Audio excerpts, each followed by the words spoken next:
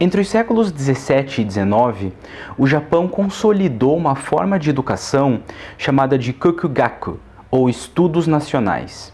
A ideia desses estudos nacionais era de livrar a cultura japonesa de qualquer influência externa, especialmente a influência chinesa e coreana, e assim recuperar um pretenso espírito japonês. Essa recuperação ela era baseada em formas idealizadas do shintoísmo e na leitura dos textos antigos japoneses considerados clássicos, como o Kojiki, ou Registros do Passado, a mais antiga crônica do Japão. Esses estudos nacionais, eles foram privilegiados durante o período Meiji, porque eles reforçavam uma crença muito cara à política histórica japonesa. A crença de que o imperador do Japão, ele era o descendente direto de uma linhagem ininterrupta que seguia até a deusa solar, Amaterasu. Essa sequência dinástica faria com que o Japão fosse o lar da mais antiga monarquia do mundo e, por consequência, fosse também possuidor de uma cultura pura e única. Essa ideologia de pureza imperial, ela seguiu até o fim da Segunda Guerra Mundial, e a sua longevidade, ela moldou a forma com que o Japão e boa parte do mundo olhavam para a história japonesa, que seria então uma história linear, tradicional e conservadora em sua especificidade. Para que a gente entenda um pouco mais como surgiu essa imagem de um Japão tradicionalista e como essa imagem ignora a relação entre a cultura japonesa e o resto da Ásia, é preciso voltar até os primeiros registros da história do Japão. Eu sou o professor Otávio e hoje a gente vai começar a nossa série de vídeos de apoio sobre o Japão pré-moderno, falando sobre as primeiras formações políticas e sobre o surgimento de uma efetiva estrutura imperial unificada no Japão.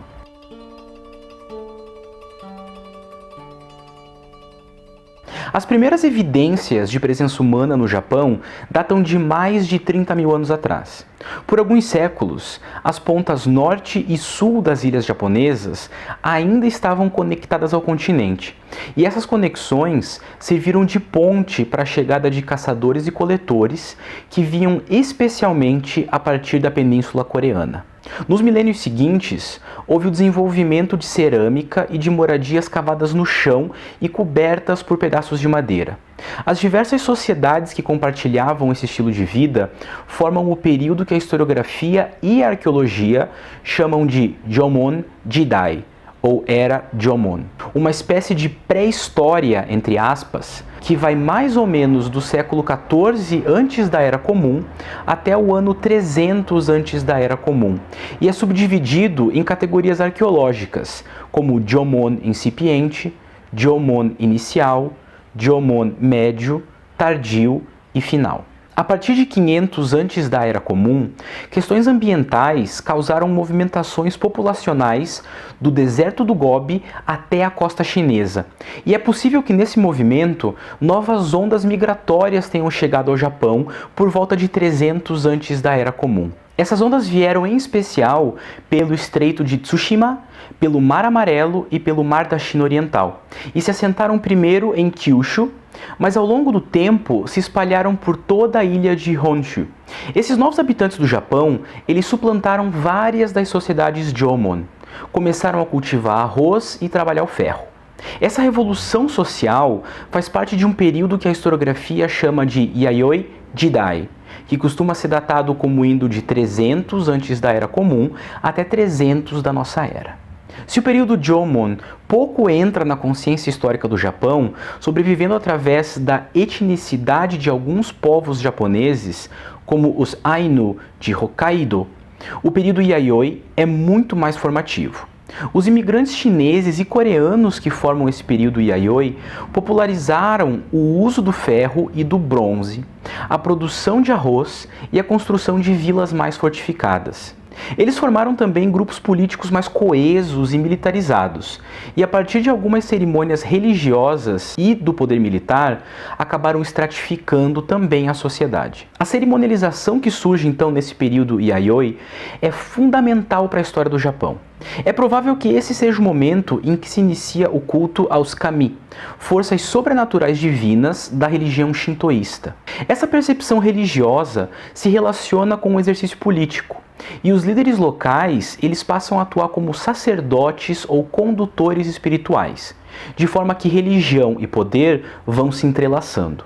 Essa relação pode ser vista na primeira estrutura política mais hegemônica que surge no período Yayoi, o misterioso Yamatai. De acordo com as fontes chinesas desse período, que são o nosso primeiro registro escrito sobre o Japão, as ilhas japonesas eram habitadas por reinos chamados de Wo. Esses reinos entraram em conflito e desse conflito emergiu uma rainha xamã chamada Himiko, e ela se torna líder política e religiosa do vitorioso reino de Yamatai. A gente sabe muito pouco sobre Himiko e Yamatai. A gente não sabe ao certo onde ficava Yamatai, ou mesmo se Himiko era uma pessoa ou um título. Mas o surgimento de um controle um pouco mais hegemônico sobre partes do Japão dá início a um novo período, popularmente conhecido como Era Yamato, que vai formalmente de 250 ou 300 até 710 da nossa era. O início desse período, que a gente chama de Era Yamato, é marcado pela popularização de túmulos construídos em morros artificiais, chamados de Kofun. Esses túmulos monumentais provavelmente representam a ascensão de chefes poderosos e de linhagens políticas hereditárias. E dentre esses chefes, aqueles que habitavam a província de Yamato passam a conquistar mais poder e logo se tornam a principal força política do Japão. É possível que o Yamatai da rainha Himiko fosse a própria corte de Yamato, e talvez Himiko fosse um cargo político-religioso de uma época em que o Japão seguia uma estrutura mais matriarcal, que com o avanço da corte de Yamato se torna mais patriarcal. De qualquer forma, essa relação confusa entre Yamatai e Yamato é uma das perguntas que a historiografia japonesa tenta responder há séculos, sem sucesso. Então, para que a gente entenda melhor essa Era Yamato, que é tão significativa para o Japão como a Era Han foi para a China, a gente tem que levar em consideração o contexto mais amplo do leste asiático, que envolve a China, o Japão e a Coreia. Nos tempos em que os clãs de Yamato começavam a despontar como a força política mais expressiva do Japão, a China já era um império, já havia passado pelo período Han e agora passava pelo turbulento período dos Três Reinos. Já a Península Coreana estava dividida entre três poderes: Goguryeo, Baekje e Shilla. Então, toda essa movimentação política no continente tinha consequências sim para o Japão, que constantemente recebia imigrantes e embaixadas vindas da China e especialmente do reino coreano de Baekje.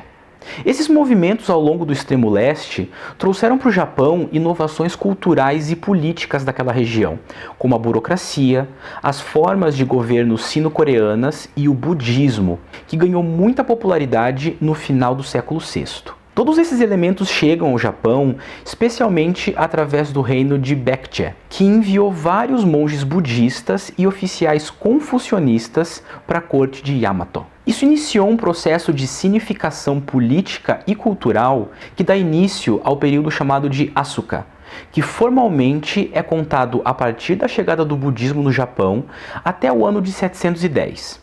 Isso significa que a gente pode entender a Era Yamato a partir de duas subdivisões. O período Kofun, quando os clãs de Yamato começam a construir linhagens políticas imortalizadas em túmulos monumentais, e o período Asuka, quando a corte Yamato se aproxima do confucionismo e do budismo através dos contatos com o reino coreano de Baekje. O florescimento do período Asuka coincide com a reunificação da China pela dinastia Sui. Então a gente pode ver como o Japão estava intimamente atrelado ao que acontecia no continente. E esse período coincide também com a ascensão de um clã Yamato chamado Soga, que seria fundamental para a história do Japão. Esse clã teve no controle de Yamato a partir do século VI, e duas pessoas relacionadas a esse clã, a rainha Suiko e o seu regente Shotoku, fizeram reformas confucionistas importantíssimas no começo do século VII. Uma dessas reformas foi o Jushijyo Kenpo, uma espécie de constituição de 17 artigos que instalava a moral confucionista na administração da corte Yamato. Contudo, o clã Soga é afastado do poder em 645 por um golpe e o novo líder Kotoku inicia um período de intensas reformas, conhecidas como Taika no Kaishin, ou Grande Reforma de Taika. De forma resumida, a reforma de Taika visava diminuir o poder dos clãs de Yamato e centralizar o governo nas mãos de um líder, que logo viria a ser conhecido como Tenno, ou Imperador. Esse processo de centralização começa a partir das bases administrativas estabelecidas pelo clã Soga, isso é, a adoção de estruturas políticas e culturais chinesas, como a preparação de burocratas a partir da ética confucionista, o calendário imperial chinês, a escrita em Hanzi, ou caracteres Han, e a construção de uma nova capital seguindo os padrões arquitetônicos chineses. Essa nova capital foi terminada em 710 e se chamava Heijō-kyo, hoje conhecida como Nara. Em 794, a capital muda novamente, dessa vez para Heian-kyo, conhecida hoje como Kyoto. Por isso, esse período que vai de 710 até 794 é conhecido como período Nara. Entre o final do período Asuka, da era Yamato, e o período Nara, o Japão se torna efetivamente um império centralizado. As influências vindas da China e da Coreia inspiram as várias reformas, como a de Taika, que criam as estruturas políticas necessárias para essa centralização. As bases ideológicas desse movimento político ficam evidentes para nós a partir do início do período Nara, quando a imperatriz Genme, em 712, ordena a publicação do Kojiki, e a imperatriz Genso, em 720, ordena a publicação do Nihon Shoki, a Crônica do Japão. O Kojiki e o Nihon Shoki são os mais antigos documentos escritos no Japão que chegaram até a gente. Eles são escritos com caracteres chineses e narram a criação do Japão e a sua sucessão imperial. Como eles foram escritos durante o processo de centralização política, eles criam uma narrativa oficial que simplifica todas as transformações que ocorreram desde os tempos de Himiko e faz com que a história do Japão seja vista, a partir daqui, como uma linha inquebrável de imperadores de uma mesma dinastia, descendentes da deusa Amaterasu. A partir daqui, a gente tem então essa noção muito cristalizada no discurso japonês de que o Japão sempre foi governado pela chamada dinastia de Yamato, que se iniciaria em 660 antes da Era Comum com um governante lendário chamado Chimo e seguiria até hoje com o imperador Naruhito. A gente pode entender que esse discurso oficial de um império perene e eterno é uma criação ideológica fruto da centralização política que lutou contra a influência clânica que marcou os primeiros séculos da história conhecida do Japão. Esse discurso se tornou especialmente popular entre os séculos 17 e 19, mas ele na verdade simplifica uma história que é muito mais complexa. Como a gente viu, o caminho que leva o Japão para a estruturação imperial passa pela disputa de vários grupos políticos e, acima de tudo, é pavimentado com as inovações administrativas chinesas trazidas ao Japão pela Coreia. A gente não tem como falar da formação imperial japonesa sem levar em consideração, então, a história mais ampla da Ásia. Olhando por esse lado, a gente tem um cenário muito diferente daquele que é construído pelas primeiras crônicas japonesas, que são escritas com um propósito político bastante explícito, o de fortalecimento de um império nascente. Então, em resumo, a gente pode entender a formação do Japão da seguinte forma. A gente tem primeiro um longo período, o Jomon, que é conhecido somente a partir da arqueologia. A partir do século IV antes da Era Comum, migrações da Coreia e da China formam novas sociedades no Japão. E esse momento é conhecido como período Yayoi. Entre os séculos 3 e 4 da nossa era, uma dessas sociedades, a Yamatai, se destaca politicamente. Isso marca o início da era Yamato, que é dividida entre o período Kofun, dos túmulos monumentais, e o período Asuka, um momento de sinificação e desenvolvimento cultural. Como o Japão não passa pelas mesmas sucessões dinásticas da China, a sua história é dividida cronologicamente, não a partir de famílias governantes, como no caso da história chinesa, mas sim a partir das mudanças de capitais. Por isso, depois do período Asuka, a gente tem o período Nara, marcado pela construção de uma nova capital aos moldes chineses. É durante a época em que as capitais estavam em Asuka e em Nara que o Japão adota a escrita chinesa e o sistema administrativo, legal e burocrático chinês, chamado de Hitsuryo. Essa é a base para a unificação imperial e para o efetivo surgimento do Império do Japão. Essa discussão se concentrou no contexto histórico que permitiu a ascensão do Japão enquanto um corpo político centralizado entre os séculos 3 e 8 da nossa era. É importante que a gente se lembre que o discurso oficial das fontes japonesas é fruto desse processo de centralização. E que, na realidade, a gente pode ver que a política japonesa ao longo desse período é intimamente ligada com a história da China e da Coreia. Por isso, um conceito fundamental para essa discussão é o de sinificação, isso é, a influência chinesa e coreana nas estruturas básicas japonesas. A bibliografia usada nesse vídeo está aí na tela e ficará disponível no Padlet da nossa disciplina. Muito obrigado e bons estudos!